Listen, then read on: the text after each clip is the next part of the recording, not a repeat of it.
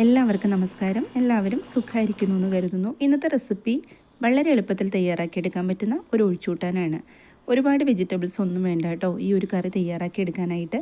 അപ്പോൾ ഞാൻ ഒരു നേന്ത്രക്കായ എടുത്തു വെച്ചിട്ടുണ്ട്. അപ്പോൾ നേന്ത്രക്കായ തന്നെ വേണമെന്ന് യാതൊരു നിർബന്ധമില്ല. നമ്മുടെ വീട്ടിലുള്ള ഏത് പച്ചക്കായ ഉണ്ടല്ലോ അത് ഏത് വേണമെങ്കിലും എടുക്കാം കേട്ടോ ഈ ഒരു കറി തയ്യാറാക്കിയെടുക്കാനായിട്ട്. അപ്പോൾ ആദ്യം നമുക്ക് ഈ നേന്ത്രക്കായ ഒന്ന് കട്ട് ചെയ്തെടുക്കണം. അപ്പോൾ നേന്ത്രക്കായ കട്ട് ചെയ്തിട്ട് ഞാൻ കുറച്ച് മഞ്ഞൾ വെള്ളത്തിലേക്കാണ് ഇട്ട് കൊടുക്കുന്നത്. അതിന് വേണ്ടിയിട്ടൊരു പാത്രത്തിലേക്ക് തിളപ്പിച്ചാറിയ വെള്ളത്തിനകത്തേക്ക് ലേശം മഞ്ഞൾപ്പൊടിയും അതുപോലെ തന്നെ കുറച്ച് ഉപ്പും ഇട്ട് കൊടുത്തിട്ടുണ്ട്.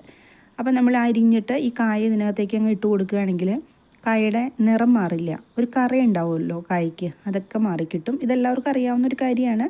അറിയാൻ പാടില്ലാത്തവർക്ക് വേണ്ടിയിട്ട് ഞാനൊന്ന് പറഞ്ഞു എന്നേ ഉള്ളൂ.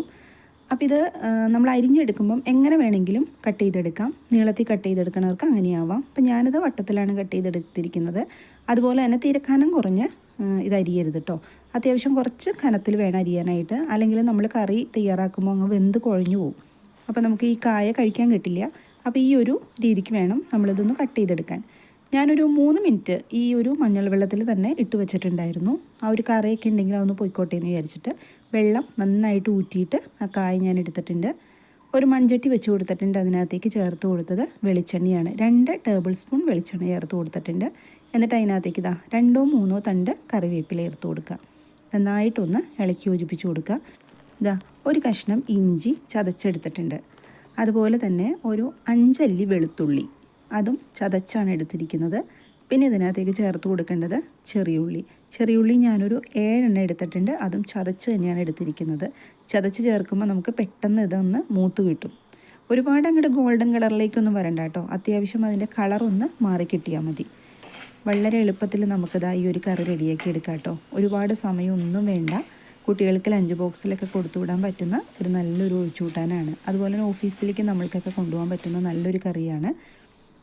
ഇതിപ്പോൾ അത്യാവശ്യം ഇതിൻ്റെ നിറം ഒന്ന് മാറി കിട്ടിയിട്ടുണ്ട്. ഈ ഒരു നിറം ആവുമ്പോൾ നമ്മൾ അരിഞ്ഞു വെച്ചിരിക്കുന്ന കായ ഇതിനകത്തേക്ക് ചേർത്ത് കൊടുക്കുക. നമ്മളിപ്പോൾ ഇതിനകത്തേക്ക് പൊടികളൊന്നും ചേർക്കുന്നില്ല, കായയാണ് ചേർത്ത് കൊടുത്തിരിക്കുന്നത്. എന്നിട്ട് നന്നായിട്ടൊന്ന് ഇളക്കി യോജിപ്പിച്ച് കൊടുക്കുക. ഒരുപാട് ഇങ്ങോട്ട് കുത്തി ഇളക്കരുത് കേട്ടോ, കാരണം കായയുടെ തൊണ്ടി ചിലപ്പോൾ അതിനകത്തൊന്ന് വിട്ടുപോകും. അതുകൊണ്ട് പയ്യെ ഒന്ന് ഇളക്കി കൊടുത്താൽ മതി. ആ വെളിച്ചെണ്ണയിൽ കിടന്നിട്ട് ഈ കായ ഒന്ന് മൊരിഞ്ഞ് കിട്ടണം. ഒരുപാട് അങ്ങനെ ഫ്രൈ ആവുമൊന്നും വേണ്ട, ജസ്റ്റ് ഒന്ന് നിറം മാറി വരും.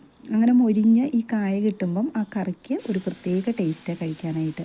ഒരു 2 സെക്കൻഡ് നമ്മൾ ചെറിയ തീയിൽ ഇതുപോലെ ഒന്ന് ഇട്ട് കൊടുത്താൽ മതി. കായ പെട്ടെന്ന് ഒന്ന് ഫ്രൈ ആയി കിട്ടിക്കോളും. ഇനി കായ വേവാൻ ആവശ്യമായിട്ടുള്ള വെള്ളം കൊടുക്കുക. വെള്ളം കൊടുക്കുമ്പോൾ ഒന്ന് ശ്രദ്ധിക്കണം, ഒരുപാട് വെള്ളം ഒഴിച്ചു കൊടുക്കരുത്. ആ കായയുടെ മുകളിൽ വെള്ളം നിൽക്കത്തക്ക രീതിയിൽ മാത്രം കൊടുത്താൽ മതി. ഒരുപാട് വെള്ളം കൊടുത്താൽ കായ ഒരുപാട് വെന്തങ്ങ് കുഴഞ്ഞു പോകും. പിന്നെ നമ്മൾ വെള്ളം കളയേണ്ടി വരും. ഇനി ലേശം ഉപ്പിട്ട് കൊടുക്കുക. ഉപ്പ് കുറച്ച് പൊട്ട് കൊടുത്താൽ മതി. വേണമെച്ചാൽ നമുക്ക് പിന്നെ ചേർത്ത് കൊടുക്കാം. ഞാൻ അടച്ചു വെച്ച് കൊടുത്തിട്ടുണ്ട്. ഒരുപാട് സമയമൊന്നും വേണ്ട കായ വെന്ത് കിട്ടാനായിട്ട്. ഒരു 3-4 മിനിറ്റ് അത്രയും മതി കായ വേവാനായിട്ട്. അപ്പോൾ അത് വെന്ത് കിട്ടുന്ന സമയം കൊണ്ട് ഇതിനകത്തേക്കുള്ള അരപ്പ് നമുക്ക് റെഡിയാക്കി എടുക്കാം. ഞാൻ അരമുറിയിൽ താഴെ നാളികേരം എടുത്തിട്ടുണ്ട്. ഇനി ഇതിനകത്തേക്കാണ് നമ്മൾ പൊടികൾ ചേർത്ത് കൊടുക്കേണ്ടത്. ഒരു 1/4 ടീസ്പൂൺ മഞ്ഞൾപ്പൊടി ചേർത്ത് കൊടുത്തിട്ടുണ്ട്. അതുപോലെ തന്നെ 1/2 ടേബിൾ സ്പൂൺ മുളക് പൊടി, സാധാരണ മുളക് പൊടിയാണ് ചേർത്ത് കൊടുത്തിരിക്കുന്നത്. 3/4 ടേബിൾ സ്പൂൺ കാശ്മീരി മുളക് പൊടിയും ചേർത്ത് കൊടുത്തിട്ടുണ്ട്. നമ്മുടെ കറിക്ക് അത്യാവശ്യം കുറച്ച് നിറം കിട്ടാൻ വേണ്ടിയിട്ടാണ് കേട്ടോ. പിന്നെ ചേർത്ത് കൊടുത്തത് 1 ടീസ്പൂൺ മല്ലിപ്പൊടി. ഇത്രയും ഇതിനകത്തേക്ക് ചേർത്ത് കൊടുത്തിട്ട് നന്നായിട്ട് ഇതൊന്ന് അരച്ചെടുക്കണം. അപ്പോൾ വെള്ളം കുറേശ്ശെ ഒഴിച്ചു കൊടുത്തിട്ട് അരച്ചെടുക്കുക. അപ്പോൾ ഇടയ്ക്ക് ഞാനൊന്ന് തുറന്നു നോക്കി നമ്മുടെ കായ വെന്തോന്ന് അറിയാനായിട്ട്. നമ്മുടെ കായ ഇപ്പോൾ അത്യാവശ്യം നന്നായിട്ട് വെന്ത് കിട്ടിയിട്ടുണ്ട്. ഈ ഒരു പാകത്തിൽ വെന്ത് കിട്ടണം കേട്ടോ, ഇങ്ങനെ വെന്ത് കുഴഞ്ഞു പോകരുത്. ഇനി നമ്മൾ ഇതിനകത്തേക്ക് ചേർത്ത് കൊടുക്കേണ്ടത് കുറച്ച് പുളിവെള്ളം, വാളംപുളി. ഒരു നെല്ലിക്ക വലുപ്പത്തിൽ വാളംപുളി എടുത്തിട്ട് അത് പിഴിഞ്ഞ് അതിൻ്റെ വെള്ളം ഇതിനകത്തേക്ക് ചേർത്ത് കൊടുക്കുക. അതിനുശേഷം നമ്മൾ അടച്ചു വയ്ക്കരുത്. ഇതുപോലെ തുറന്ന് വെച്ചിട്ട് തന്നെ ചെറിയ തീയിലിട്ടിട്ട് നന്നായിട്ടൊന്ന് തിളപ്പിച്ച് കൊടുക്കുക. ആ കായയിലേക്ക് ആ പുളിയൊന്ന് നന്നായിട്ട് പിടിക്കാൻ വേണ്ടിയിട്ടാണ്. ഇപ്പം നമ്മുടെ ആ പുളിയൊക്കെ നന്നായിട്ട് കായയിലേക്ക് പിടിച്ചിട്ടുണ്ട്. കുറച്ച് വെള്ളം അതിനകത്ത് ഉണ്ടാവും കേട്ടോ. ഇനി നമ്മളിതിനകത്തേക്ക് ചേർത്ത് കൊടുക്കേണ്ടത് അരപ്പുണ്ടല്ലോ നാളികേരം, അത് ചേർത്ത് കൊടുക്കുക. അപ്പോൾ മല്ലിയും മുളകും മഞ്ഞൾപ്പൊടിയൊക്കെ ചേർത്ത് അരച്ച നാളികേരം. ഒരുപാട് വെള്ളം ചേർത്ത് അരയ്ക്കരുത്. അത് ഞാൻ എപ്പോഴും പറയാറുള്ളതാണ്. നമ്മളിതുപോലെ കറികൾ തയ്യാറാക്കുമ്പം കുറേശ്ശെ വെള്ളം ചേർത്ത് നന്നായിട്ട് അരച്ചെടുക്കുക. അപ്പോഴാണ് അത് നന്നായിട്ട് നാളികേരം അരഞ്ഞ് കിട്ടുള്ളൂ. നമ്മൾ മിക്സിയിലല്ലേ അരച്ചെടുക്കുന്നത്. ഇനി വേണമെങ്കിൽ നമ്മൾ വെള്ളം ചേർത്ത് കൊടുക്കുക. എന്നിട്ട് നന്നായിട്ടൊന്ന് ഇളക്കി യോജിപ്പിച്ചു. ഇപ്പം നല്ല കട്ടിയായിട്ടാണല്ലോ ഇരിക്കുന്നത്. ഇനി നമുക്ക് എത്രയാണോ വെള്ളം വേണ്ടത് ആ പാകത്തിന് വെള്ളം ചേർത്ത് കൊടുക്കുക. ചിലവർക്ക് ഇതുപോലത്തെ ഒഴിച്ചു കൂട്ടാൻ കുറച്ച് നന്നായിട്ട് ഗ്രേവി വേണം. അങ്ങനെയുള്ളവർ കുറച്ചും കൂടെ വെള്ളം ചേർത്ത് കൊടുത്തോളൂ. ഞാൻ ഒത്തിരി അങ്ങ് ചാറായിട്ടല്ല എടുക്കുന്നത്, ഒരു തിക്ക് ഗ്രേവി ആയിട്ടാണ് എടുക്കുന്നത്. നന്നായിട്ടൊന്ന് ഇളക്കി യോജിപ്പിച്ച് കൊടുക്കുക. നമ്മുടെ വീഡിയോ കണ്ടുകൊണ്ടിരിക്കുമ്പം വീഡിയോ ഇഷ്ടമായാൽ സബ്സ്ക്രൈബ് ചെയ്യാതെയാണ് കാണുന്നതെങ്കിൽ ഒന്ന് സബ്സ്ക്രൈബ് ചെയ്ത് സപ്പോർട്ട് ചെയ്തേക്കണേ. അതുപോലെ ലൈക്ക് ചെയ്യാനും കമൻറ്റ് ചെയ്യാനും ആരും മറന്നു പോകരുത് കേട്ടോ. ബെല്ലൈക്കൺ എനേബിൾ ചെയ്ത് വയ്ക്കുക, ഓൾ എന്ന ഓപ്ഷനും. ഈ ഒരു സമയത്ത് ഞാനൊരു തക്കാളിയുടെ പകുതി ചേർത്ത് കൊടുക്കുന്നുണ്ട്. മുഴുവനായിട്ട് ചേർക്കുന്നില്ല, കാരണം നല്ല പുളിയുള്ള തക്കാളിയാണ്. നമ്മൾ വളംപുളി ചേർത്തിട്ടുണ്ട്, അതുകൊണ്ട് നോക്കിയിട്ട് വേണം തക്കാളി ചേർക്കാൻ. ഇതിനു മുമ്പും ഞാൻ 1-2 റെസിപ്പിയിൽ ഇതുപോലെ വാളംപുളിയും തക്കാളിയും ചേർത്തത് കണ്ടിട്ട് എനിക്ക് കമൻറ്റ് വന്നിട്ടുണ്ടായിരുന്നു, കൂടിപ്പോവില്ലേ പുളിയെന്ന്. ഇല്ല കേട്ടോ, പുളിയൊന്നും കൂടിപ്പോവില്ല. 2 ചേർത്ത് കൊടുത്താലും നമ്മൾ ആ പുളി നോക്കിയിട്ട് തക്കാളി ചേർത്ത് കൊടുത്താൽ മതി. ഞാൻ ഉപ്പ് നോക്കിയപ്പോൾ കുറച്ച് കുറവാണ്, ഉപ്പ് ചേർത്ത് കൊടുത്തിട്ടുണ്ട്.